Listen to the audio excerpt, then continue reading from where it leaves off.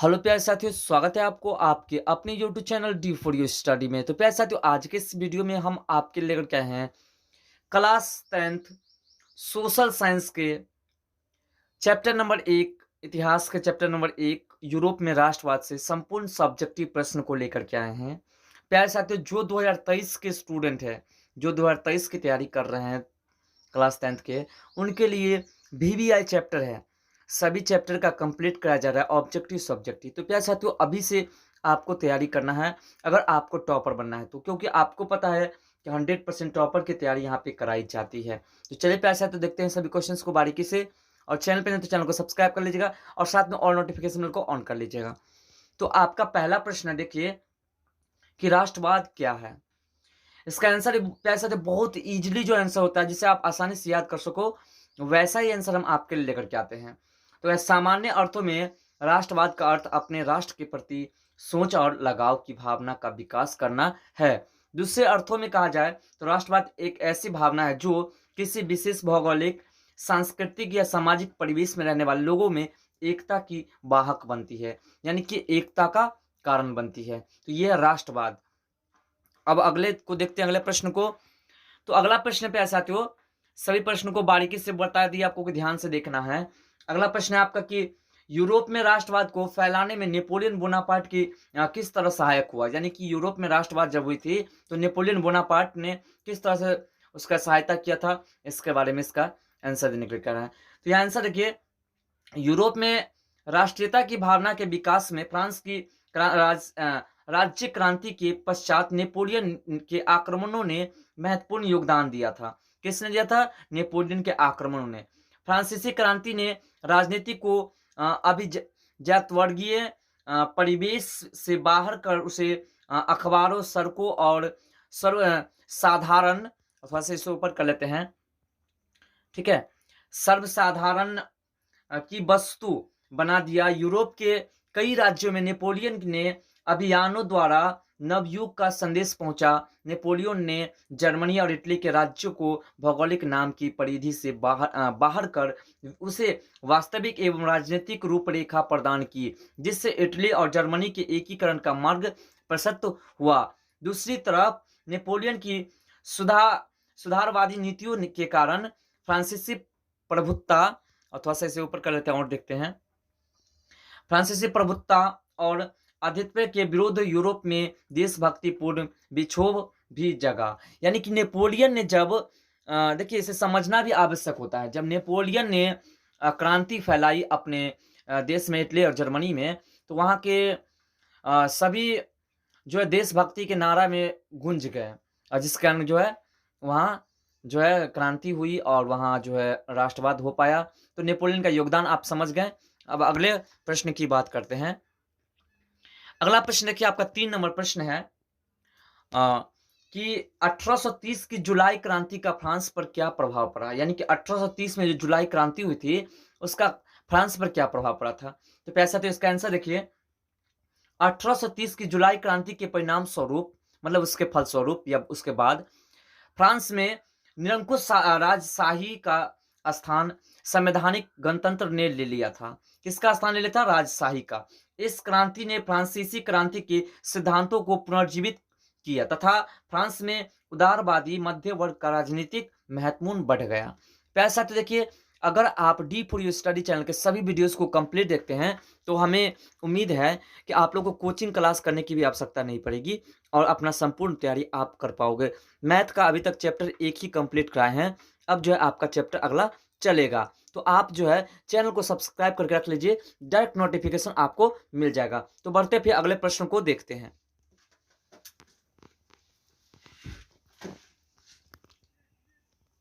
तो अगला प्रश्न है आपका, देखिए यहाँ पे 4 नंबर प्रश्न। सभी प्रश्नों को आप बारीकी से देखते चलिए। 4 नंबर प्रश्न कह रहा है कि 1848 ईस्वी की क्रांति या फ्रांसीसी क्रांति की क्या कारण थे। यानी 1848 ईस्वी जो फ्रांस में क्रांति हुई थी, उसका क्या कारण थे। तो पैसे, तो इसका आंसर देखिए, 1830 ईस्वी के बाद लुई फिलिप फ्रांस का राजा बना था। कौन बना था? Louis Philippe. अब आपसे प्रश्न एक और बन सकते हैं कि 1830 ईस्वी के क्रांति के बाद फ्रांस का जो है राजा कौन बना था। तो लुई फिलिपी बना था, ठीक है। उसने अपने विरोधियों को खुश करने के लिए स्वल्पनिम मध्यवर्गीय नीति अवलंबन करते हुए 1840 में गीजो को प्रधानमंत्री नियुक्त किया था। अब आपको एक और प्रश्न यहाँ पर बन रहा है ऑब्जेक्टिव में कि गीजो कब प्रधानमंत्री बने थे? तो 1840 ईस्वी, ठीक है। जो कट्टर प्रतिक्रियावादी वह किसी भी तरह के वैधानिक सामाजिक और आर्थिक सुधारों के विरुद्ध, थोड़ा सा ऊपर करके इसे समझते हैं, है ना, विरोध था।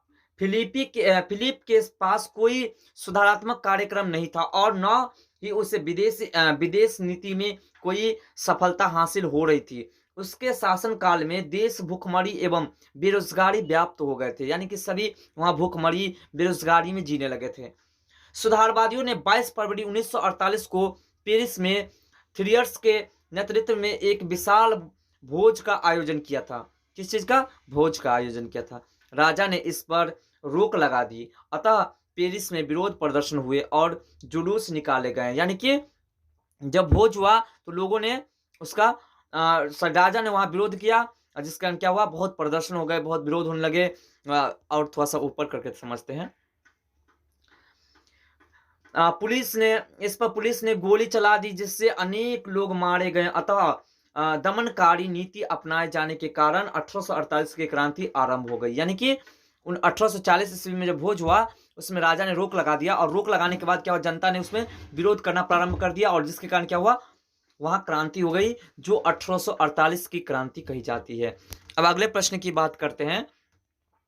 अगला प्रश्न है आपका 5 नंबर कि 1830 और 1848 की क्रांति की सामान्य विशेषता क्या थी? यानी कि 1830 और 1848 में जो क्रांति हुई थी उसकी विशेषताएं क्या थी? तो देखिए इसका आंसर, पहला, सभी क्रांतिकारी प्रक्रियावादी और निरंकुश शासन की समाप्ति चाहते थे। यानी कि वहां के सभी जो क्रांतिकारी लोग थे वो निरंकुश शासन की समाप्ति चाहते थे। दूसरा है, वे उदारवाद और राष्ट्रवाद के समर्थक थे। उदारवाद और राष्ट्रवाद के समर्थक थे। अब तीसरा देखिए, तीसरा है, वे वैधानिक शासन की मांग कर रहे थे। और चौथा है, दोनों क्रांतियों की एक मुख्य विशेषता यह थी कि स्वतंत्रता और नागरिक अधिकारों की सुरक्षा मुख्य मुद्दा था। यानी कि ये 4 पॉइंट थे, ठीक है। अब अगले प्रश्न की बात करते हैं। अगला प्रश्न आपका ध्यान दीजिए, 6ठा नंबर कि बिस्मार्क के कार्यों की चर्चा करिए। यानी बिस्मार्क का क्या क्या कार्य था, इसका चर्चा करने के लिए कह रहा है। इसका आंसर देखिए कि जर्मनी के एकीकरण में बिस्मार्क की महत्वपूर्ण भूमिका थी। आपसे ये भी ऑब्जेक्टिव प्रश्न करते हैं कि जर्मनी के एकीकरण में किसका महत्वपूर्ण योगदान था? तो बिस्मार्क का भूमिका थी। वह विख्यात राष्ट्रवादी और कूटनीतिज्ञ थे। फ्रैंकफर्ट संसद में उसने भाग लिया। वे रूस और फ्रांस में राजदूत भी रहे थे। 1862 में वह पर्सा का चांसलर बना। अब यहाँ प्रश्न आपके एक और बनेंगे, बिस्मार्क पर्सा का चांसलर कब बना था? तो 1862 ईस्वी में। उसका थोड़ा सा ऊपर करके फिर समझते हैं बारीकी से। सभी को आप कॉपी पे नोट भी कर सकते हैं, नोट करके याद कर लेंगे। आपको जो है जितना हम पढ़ा रहे हैं उसी में से एग्जाम में पूछेंगे, ये भी हम आपको बताते हैं। कहते हैं सर्वप्रथम बिस्मार्क ने पर्सा की आर्थिक और सैनिक शक्ति सुदृढ़ की, यानी कि वहां मजबूती बनाई। तत्पश्चात उसने डेनमार्क 1864 में, ऑस्ट्रिया 1866, सेडोवा का युद्ध तथा फ्रांस 1870 सीडान का युद्ध को पराजित कर जर्मनी का एकीकरण किया था। यानी कि 1864, 1866 और 1870 इन तीनों क्रांति के दौरान उन्होंने जो है पूरे जर्मनी का एकीकरण किया था लड़ करके। अब अगले प्रश्न की बात करते हैं प्यारे साथियों। तो अगला प्रश्न आपका 7 नंबर, ध्यान दीजिए कि लौ एवं रक्त की नीति क्या थी? लौ और रक्त की नीति जो है वो क्या थी? तो इसका आंसर देखिए, लौ एवं रक्त की नीति का प्रतिपादन बिस्मार्क ने किया था। आपका जो एक प्रश्न बनेगा कि लौ और रक्त की नीति का अवलंबन किसने किया था? तो बिस्मार्क ने किया था। इस नीति के अनुसार सैन्य शक्ति की सहायता से पूरे जर्मन प्रदेश का एकीकरण करना था। यानी कि रक्त और लौ नीति का जो अवलंबन था, इसका सिर्फ एक कारण था कि पूरे जर्मन प्रदेश का एकीकरण करना था। अब अगले प्रश्न की बात करते हैं प्यारे साथियों। तो अगला प्रश्न है आपका 8 नंबर कि मेटरनिक कौन था? यूरोपीय इतिहास में वह क्यों विख्यात है? यानी कि मेटरनिक कौन था और यूरोप के इतिहास में सबसे प्रसिद्ध क्यों है ये? इसका आंसर देखिए, मेटरनिक ऑस्ट्रिया का चांसलर था।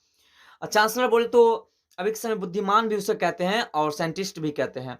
वह घोर प्रतिक्रियावादी क्रांति एवं संदेशों का कट्टर विरोधी एवं पुरातन व्यवस्था बनाए रखने का समर्थक था। उसने जिस प्रकार की व्यवस्था यूरोप में स्थापित की उसे मेटरनिक व्यवस्था कहा जाता है। यानी कि उसने जो यूरोप में व्यवस्था लाई थी उसको क्या कहते हैं, मेटरनिक व्यवस्था कहते हैं। उसके बाद देखिए कहा जाता है अपनी इसी व्यवस्था के कारण वह यूरोप में ये इतिहास में विख्यात है। यानी कि उसने जो व्यवस्था किया था उस व्यवस्था का ही पूरे यूरोप में ये विख्यात है। अब अगले प्रश्न की बात करते हैं प्यारे साथियों। तो अगला प्रश्न आपका 9 नंबर कि मेटरनिक युग क्या है, यानी मेटरनिक युग क्या था। तो इसका देखिए आंसर, मेटरनिक ऑस्ट्रिया का चांसलर था। वियना कांग्रेस सम्मेलन के दौरान यूरोप में नेपोलियन युग का अंत हुआ था। किसका, नेपोलियन युग का अंत हुआ था और मेटरनिक युग की शुरुआत हुई थी। मेटरनिक घोर प्रतिक्रियावादी था तथा राष्ट्रवाद एवं गणतंत्र का विरोधी था। 1848 की क्रांति के द्वारा मेटरनिक युग की समाप्ति हो गई। यानी 1848 ईस्वी के बाद जो है इसकी भी समाप्ति हो गई, मेटरनिक की भी समाप्ति हो गई। अब अगले प्रश्न की बात करते हैं प्यारे साथियों। आप सभी प्रश्नों को अपनी कॉपी में नोट करके अपनी तैयारी को सफल कर सकते हैं 2023 के जो स्टूडेंट है 10th क्लास के। अब अगला है कि जर्मन राइन महासंघ की स्थापना किसने की थी। तो इसका आंसर बहुत छोटा सा है कि जर्मन राइन महासंघ की स्थापना नेपोलियन ने की थी। किसने की थी, नेपोलियन ने। अब अगले प्रश्न की बात करते हैं। 11वां प्रश्न है आपका, ध्यान दीजिए सभी प्रश्नों को, कि जर्मनी का राजनीतिक एकीकरण के पहले आर्थिक एकीकरण कैसे हुआ। यानी कि जर्मनी का राजनीतिक एकीकरण जो करना था उससे पहले आर्थिक एकीकरण कैसे हुआ। तो इसका आंसर देखिए, 1815 से 1848 के मध्य जर्मनी में औद्योगिकरण की पृष्ठभूमि तैयार हो गई थी। कोयला और खनिज उद्योग का विकास हुआ, रेल लाइनों का प्रसार हुआ। 1864 में पर्सा की पहल पर जलवरायन शुल्क संघ की स्थापना हुई। इस प्रकार जर्मनी का राजनीतिक एकीकरण के पहले आर्थिक एकीकरण हुआ था। यानी कि देखिए राजनीतिक से पहले वहां के आर्थिक देखना आवश्यक होता है किसी भी जगह हो, क्योंकि आर्थिक स्थिति कैसे है, लोग कैसे रह रहे हैं, इन सारी बातों को पहले देखना आवश्यक होता है। अब अगले प्रश्न की बात करें 12 नंबर, तो जर्मन के एकीकरण की बाधाएं क्या थी। यानी जर्मनी के एकीकरण की बाधाएं क्या थी। इसका आंसर देखिए, जर्मन के एकीकरण के निम्नलिखित प्रमुख बाधाएं थी। तो एक एक बाधा को हम देखते हैं बारीकी से। यहाँ पे देखिए 5 बाधाएं थी। पहला बाधा था लगभग 300 छोटे बड़े राज्य में बंटवारा हुआ था जर्मनी। उसके बाद है इन राज्यों में व्याप्त राजनीतिक सामाजिक तथा धार्मिक विषमताएं थी। यानी कि राजनीतिक भी अंतर थे, सामाजिकता भी अंतर थे और धार्मिक भी अंतर थे। अगला है राष्ट्रवाद की भावना का अभाव था, यह भी एक कारण था। और चौथा है ऑस्ट्रिया का हस्तक्षेप था। यानी कि इटली के एकीकरण में ऑस्ट्रिया भी हस्तक्षेप कर रहे थे। और 5वां है मेटरनिक की प्रतिक्रियावादी नीति थी। तो फिर अगले प्रश्न को देखते हैं प्यारे साथियों। अगला प्रश्न आपका 13 नंबर, कि इटली के एकीकरण में काबूल की भूमिका का उल्लेख करें अथवा काबूल का संक्षिप्त परिचय दें। काउंट काबूल, इसका पूरा नाम है काउंट काबूल। तो देखिए इसका आंसर है कि काबूल को इटली के एकीकरण का राजनीतिज्ञ कहा जाता है। यानी कि राजनीतिक का सबसे बड़ा महत्वपूर्ण योगदान ये इसी का था। 1850 में वह सार्डिनिया का राजा विक्टर इमैनुअल का मंत्री एवं 1852 में प्रधानमंत्री बना था। 1852 ईस्वी में ये प्रधानमंत्री भी बना था इटली में। उसने सैनिक और आर्थिक सुधार द्वारा सार्डिनिया की स्थिति सुदृढ़ की, यानी कि अच्छे किए थे। उसके बाद आगे की बात करें तो आगे देखिए थोड़ा सा, पेरिस शांति सम्मेलन में उसने इटली के एकीकरण का प्रश्न उठाया था। यानी कि इटली के एकीकरण के लिए प्रश्न उठाया था। और 1859 में ऑस्ट्रिया को पराजित कर काउंट काबूल ने लोम्बार्डी पर अधिकार कर लिया था और विजय प्राप्त कर लिए थे। ठीक है, उसके बाद आगे की बात करें तो आगे है अगला 14 नंबर प्रश्न देखिए, कि गैरीबाल्डी कौन था। अब देखिए गैरीबाल्डी पेशे से क्या था, ये भी आपसे प्रश्न करते हैं। तो नाविक था। यहाँ करें गैरीबाल्डी कौन था, इसका ऑब्जेक्टिव प्रश्न भी आपको मिल गया है। अगर नहीं देखे तो उसे आप जरूर देखिए, उसका लिंक आपको ऊपर के आइकॉन में मिल गया होगा पहले ही, और एंड स्क्रीन पे भी मिल जाएगा। इटली के एकीकरण में उसकी क्या भूमिका थी अथवा गैरीबाल्डी के कार्यों की चर्चा करें। यानी कि इटली के एकीकरण में उसकी क्या भूमिका थी, गैरीबाल्डी कौन था और गैरिबाल्डी के कार्यों की चर्चा है। देखिए एक प्रश्न में 3 प्रश्न छुपा हुआ है। एक प्रश्न यहाँ तक है, दूसरा प्रश्न यहाँ तक है और तीसरा प्रश्न यहाँ तक है। तो चलिए इसके आंसर को देखते हैं। तो देखिए इसका आंसर है कि इटली के एकीकरण का द्वितीय चरण गैरिबाल्डी की तलवार ने पूरा किया था। द्वितीय चरण जो था एकीकरण का, वह युद्ध की नीति में विश्वास करता था। उसने सशस्त्र युवकों की एक टुकड़ी बनाई जो लाल कुर्ती कहलाए। उनकी सहायता से उसने सिसिली पर अधिकार कर वहां स्वतंत्र की स्थापना की। वह पोप के राज्य पर भी आक्रमण करना चाहता था, परंतु काबुल ने इसकी अनुमति नहीं दी थी। काउंट काबुल ने इसकी अनुमति नहीं दी थी। तो चलिए फिर आगे बढ़ते हैं।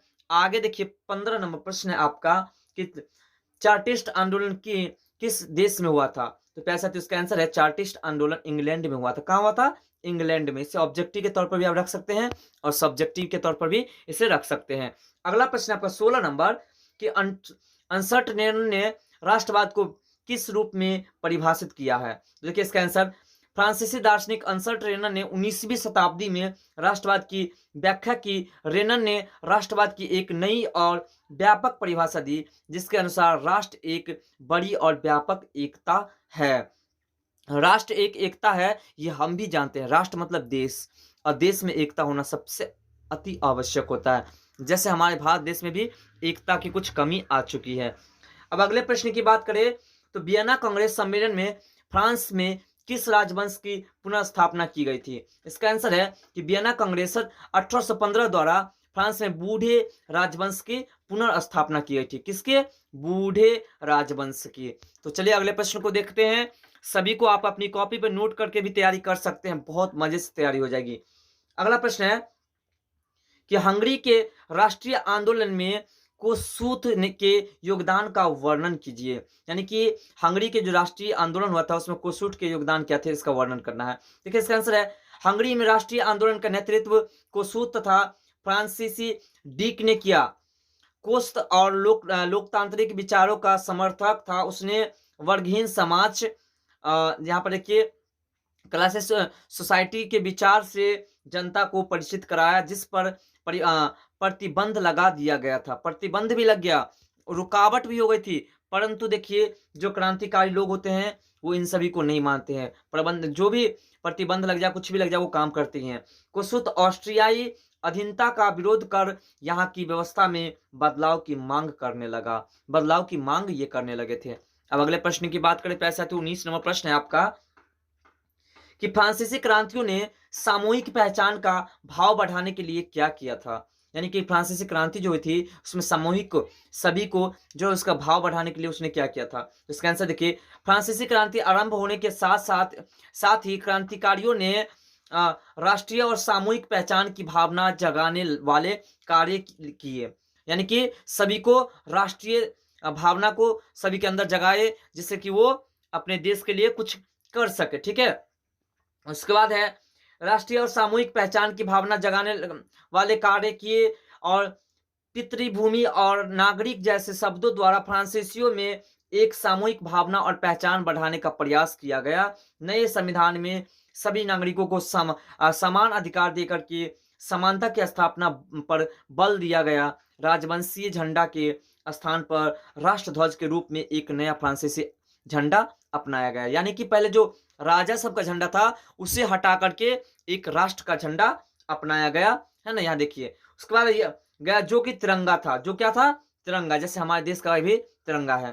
क्षेत्रीय भाषा के स्थान पर फ्रेंच भाषा को प्रोत्साहित किया गया। क्षेत्रीय भाषा जो था उसे फ्रेंच भाषा दिया गया। जैसे जो हम लोग मिथिलांचल वाले हैं उसे मैथिली है, और जो भोजपुरी वाले हैं उसका भोजपुरी है, जो मगही वाले हैं उसका मगही है, इस प्रकार से। और जो उर्दू वाले हैं उसका उर्दू भी है। अब अगले प्रश्न की बात करें 20 नंबर की, तो वियना कांग्रेस की क्या उपलब्धियां हैं, इसका भी वर्णन करना है। तो देखिए इसका आंसर वियना सम्मेलन की मुख्य उपलब्धियां थी नेपोलियन। कौन थे? नेपोलियन द्वारा पराजित राजवंशों की पुनर्स्थापना का प्रयास किया गया। फ्रांस में स्पेन में बूढ़े राजवंश को फिर से स्थापित किया गया। फ्रांस में लुई 18वां को राजगद्दी सौंपी गई और इटली में ऑस्ट्रियाई राज परिवार को सत्ता सौंपी गई। नेपोलियन द्वारा स्थापित 39 राज्यों के जर्मन महासंघ को भंग नहीं किया गया। इस प्रकार थोड़ा सा ऊपर करके समझते हैं। इस प्रकार वियना व्यवस्था द्वारा यूरोप में राजनीतिक परिवर्तन कर पुरानी सत्ता को बहाल किया गया। यानी कि जो पुरानी सत्ता थी, जो अच्छे ढंग से कार्य कर रहे थे, उसकी फिर से बहाली की गई। अब अगले प्रश्न की बात करें, प्रश्न नंबर 21 की, तो प्रश्न नंबर 21 है आपका कि इटली जर्मनी के एकीकरण में ऑस्ट्रिया की क्या भूमिका थी। यानी इटली और जर्मनी के एकीकरण में ऑस्ट्रिया का क्या भूमिका था। इसका आंसर है कि इटली के एकीकरण के दौरान ही जर्मनी क्षेत्र में भी समान प्रक्रियाएं चल रही थी। इटली के एकीकरण के मार्ग में ऑस्ट्रिया बाधक बना हुआ था। यानी कि इटली के एकीकरण में ऑस्ट्रिया जो है वो सबसे बड़ा बाधा था। 1830 की क्रांति के बाद इटली में भी नागरिक आंदोलन शुरू हो गए और मेजनी ने इन नागरिक आंदोलन का उपयोग करते हुए उत्तरी और मध्य इटली, मध्य मतलब बीच की इटली जो होते हैं, मध्य इटली में एकीकृत राज्य गणराज्य स्थापित करने का प्रयास किया। लेकिन ठीक है, ऑस्ट्रिया के चांसलर मेटरनिक द्वारा इस राष्ट्रवादी नागरिक आंदोलन को दबा दिया गया, जिससे इटली का एकीकरण रुक गया। जर्मनी में भी राष्ट्रवादी भावना को कुचलने में ऑस्ट्रिया ने मेटरनिक द्वारा दमनकारी कानून कासवाद के आदेश को जारी किया। अतः दोनों देशों के एकीकरण में ऑस्ट्रिया बाधक था। यानी इटली और जर्मनी के एकीकरण में बाधक कौन था, तो ऑस्ट्रिया। क्योंकि आपसे प्रश्न भी करते हैं इटली और एकीकरण के विरुद्ध कौन थे, तो कौन थे, ऑस्ट्रिया। ऑब्जेक्टिव प्रश्न में पूछे जाते हैं। अब अगले 22 नंबर प्रश्न की बात करें तो जर्मनी के एकीकरण के लिए बिस्मार्क ने कौन सी नीति अपनाई थी। यानी जर्मनी को एकीकरण करने के लिए बिस्मार्क ने कौन सा नीति अपनाया, इसका वर्णन कीजिए। तो देखिए, प्रसा का एक राजा विलियम प्रथम ने प्रख्यात राष्ट्रवादी और कूटनीतिज्ञ बिस्मार्क को अपना प्रधानमंत्री चांसलर नियुक्त किया। जर्मनी के एकीकरण के लिए बिस्मार्क ने रक्त और तलवार की नीति अपनाई थी। रक्त और लौह की नीति का अवलंबन किया था बिस्मार्क ने ही। ठीक है, सबसे पहले बिस्मार्क ने आर्थिक सुधारों के द्वारा प्रसा की स्थिति मजबूत की। यानी कि आर्थिक जो थे, उसके आर्थिक स्थिति बहुत दयनीय थी, उसमें पहले सुधार किए। उसके बाद इससे सैनिक शक्ति सुदृढ़ हुई, यानी सैनिक शक्ति ताकत बढ़े। और प्रसा के एकीकरण के लिए उसने डेनमार्क, ऑस्ट्रिया तथा फ्रांस के साथ युद्ध किया। इसके परिणाम स्वरूप ही यूरोप में के नक्शे पर एकीकृत जर्मन राष्ट्र का उदय हुआ। यानी कि जर्मनी जो है उसका एकीकरण हो पाया। अब अगले प्रश्न की बात करते हैं। अगला प्रश्न आपका 23 नंबर कि विलियम प्रथम के बगैर जर्मनी का एकीकरण बिस्मार्क के लिए असंभव था कैसे। यानी कि विलियम प्रथम अगर नहीं होता तो जर्मनी का एकीकरण जो है बिस्मार्क के द्वारा नहीं हो पाता, ऐसा कैसे। तो इसका आंसर देखिए कि विलियम प्रथम प्रसा का काम राजा जानता था कि ऑस्ट्रिया और फ्रांस को पराजित किए बिना जर्मनी का एकीकरण संभव नहीं हो पाएगा। यानी कि वो जानता था कि फ्रांस को पराजित जब तक नहीं किया जा सकता तब तक जो एकीकरण नहीं हो पाएगा जर्मनी का। 1862 में विलियम प्रथम ने जर्मनी के एकीकरण के उद्देश्यों को ध्यान में रख करके महान कूटनीतिज्ञ बिस्मार्क को अपना चांसलर नियुक्त किया था। यानी बिस्मार्क को जो है उसने राजा घोषित किया था, जिसे हम लोग प्रधानमंत्री भी कह सकते हैं। उसके बाद बिस्मार्क का मानना था कि जर्मनी की इस समस्या का समाधान प्रसा के नेतृत्व में रक्त और तलवार की नीति से होगा, यानी कि युद्ध करके ही होगा। अतः अगर विलियम प्रथम बिस्मार्क को चांसलर न बनाया होता तो बिस्मार्क के लिए जमाना का यहाँ पर जर्मनी है, मिस हो गया। देखिए, जर्मनी का एकीकरण संभव नहीं था, यानी कि असंभव प्रतीत हो रहा था, असंभव था, संभव नहीं हो पाता। अब अगले प्रश्न की बात करें जो कि इस प्रश्न में देखिए 24 नंबर प्रश्न है कि यूनानी स्वतंत्रता संग्राम के परिणामों का उल्लेख कीजिए। यानी कि यूनानी स्वतंत्रता संग्राम जो है उसके परिणाम क्या निकले, उसका रिजल्ट क्या निकला, इसका वर्णन करना है। तो देखिए 1932 में यूनान को एक स्वतंत्र और संप्रभु राष्ट्र घोषित कर दिया गया। यद्यपि इस प्रक्रिया में गणतंत्र की स्थापना नहीं हो सकी, परंतु एक स्वतंत्र राष्ट्र के उदय ने मेटरनिक की प्रतिक्रियावादी नीति को गहरी ठेस लगाई। प्रतिक्रिया के बाद, ठीक है, प्रतिक्रिया के बाद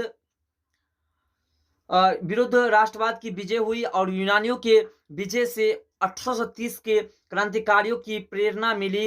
यूनानी स्वतंत्रता आंदोलन के परिणाम स्वरूप बाल्कन क्षेत्र के अन्य ईसाई राज्यों में भी राष्ट्रवादी आंदोलन आरंभ करने की चाह बढ़ी। यानी कि जब एक जगह आंदोलन हो जाता है, क्रांति हो जाती है, तो दूसरी जगह जो गुलाम लोग रहते हैं वो भी चाहता है कि हम आज़ाद ज़िंदगी जिए, और दुनिया में कौन नहीं चाहता कि आज़ाद ज़िंदगी जिए। तो प्यारे साथियों, अगर आप मैथिली, नन हिंदी इन सभी के क्वेश्चंस को नहीं देख पाए हैं तो उसे आप ज़रूर देखिए। उसका जो है आपको चैनल में जाकर के लिंक मिल जाएगा, या फिर डिस्क्रिप्शन से भी आप देख सकते हैं, या ऊपर के आइकॉन से भी देख सकते हैं।